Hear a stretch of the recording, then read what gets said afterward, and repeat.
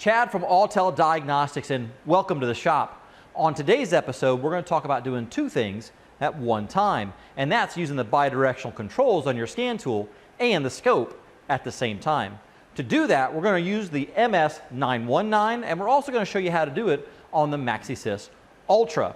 On the MS919, it does come with the VCMI. This gives us the ability to not only communicate with the vehicle via the OBD2 port, but also to use the scope functions. This has a 4-channel lab scope built into it. So we can use both of those at the same time. And you can see I got a camera set up right here. That is the camera underneath the hood, so you can see the evaporative emissions solenoid. And what we're going to do is we're going to bidirectionally control the pulse width modulation on that solenoid while watching it on the scope. I've already connected to the vehicle, and I am connected via Wi-Fi to our VCMI. That gives us the best speed to be able to use the scope and to be able to use the OBD2 port at the same time. I've already ID'd this vehicle as a Ford Expedition. It's got the 3.5 V6 twin turbo monster of an engine in it. And what we're going to be doing is we're going to be actuating the canister purge valve solenoid, which is pulse width modulated. And we can do that on the bidirectional side of the scan tool, and we're going to use the scope built into the VCMI to check that and make sure that everything is functioning properly. So let's talk about hookup first. So I've connected the VCMI to the vehicle via the OBD2 port, and I have connected the scope lead A, channel A, which is red, directly in line with that evaporative emission solenoid. And you can see here that I have two pigtails, and I've done it in line. Here is our plug, here is the solenoid, and I've done that with these connectors that are provided in the box. So these are pin-out connectors, and what you'll see is they have a male and a female end on them. So I can use these in line. They come apart, and you can use each individual one. You can use them in line to test a circuit. So that gives us the ability to hook our scope to that without having to back probe or pin in or pierce a wire. It gives us a good option to be able to access that network without having to interrupt that network as far as a back probe or a pin. Now, if you have an intermittence issue going on, sure, it may be right to back probe that wire, or it may be right to pierce that wire. In this case, it's just an example, and I wanted to show you how you can use these connections as well. What we're going to do on our scan tool, using the MS919, we're going to go into our PCM module, and we're going to go ahead and select active test. Now the key is on this vehicle, and down here in the bottom corner you're going to see evaporative emissions canister purge valve duty cycle. I'm going to go ahead and select that one. It asks me if I want to see any live data. At this time I don't need to see any live data. We're going to click cancel. Now we can see that we have our canister purge valve solenoid and our duty cycle information on the screen. This is going to give us what percentage of duty cycle we have put this canister purge valve solenoid at, and we can then use the scope to be able to verify that that information is correct. So we're going to switch over to the scope using the MS919. We can do that by pushing the two sheets of paper that are on top of each other.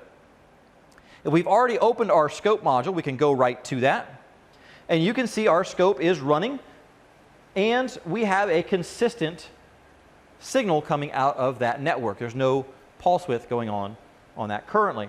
So I'm going to push our sheets of paper again. I'm going to go back into our duty cycle, and I'm going to increase that to 50%.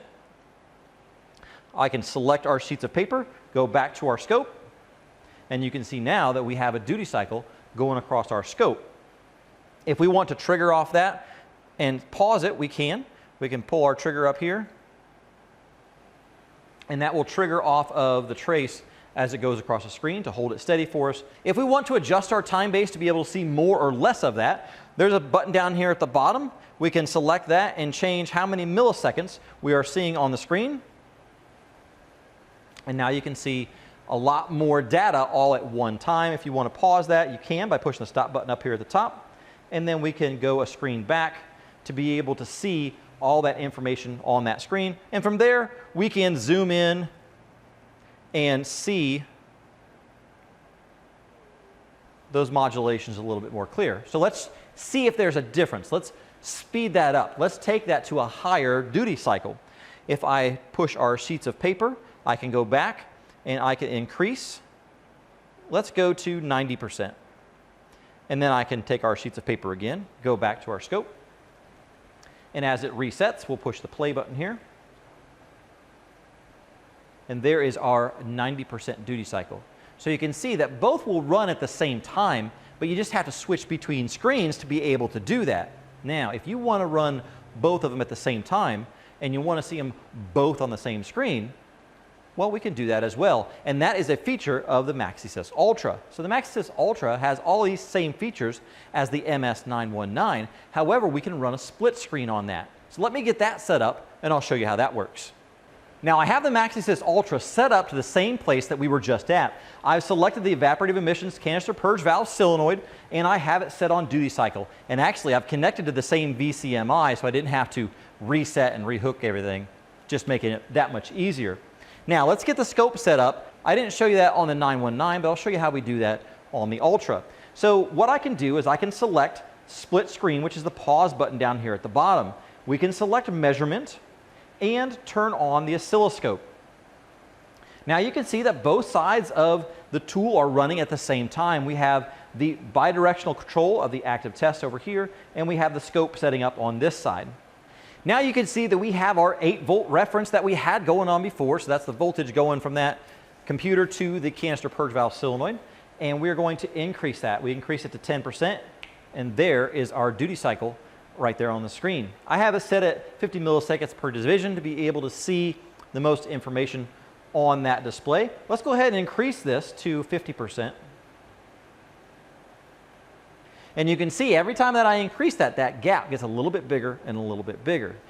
Now, if you were over here on the vehicle side, you could actually feel that clicking and ticking. And as I go faster and faster, duty cycle increases. We're going to go all the way up to 90.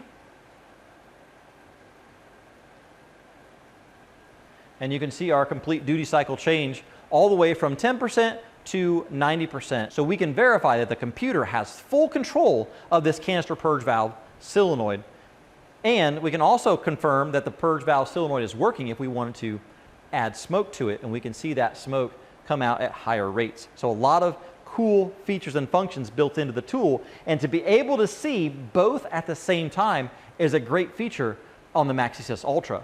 But don't forget, the MS919 has the same features, just not the split screen. So we can still run the bidirectional control, flip right over to the scope without having to reset everything up every time to see what's functioning and working properly. I hope this helps. I'm Chad from Autel Diagnostics. Thanks for watching. Make sure you give us a thumbs up, like, subscribe, and we'll see you next time.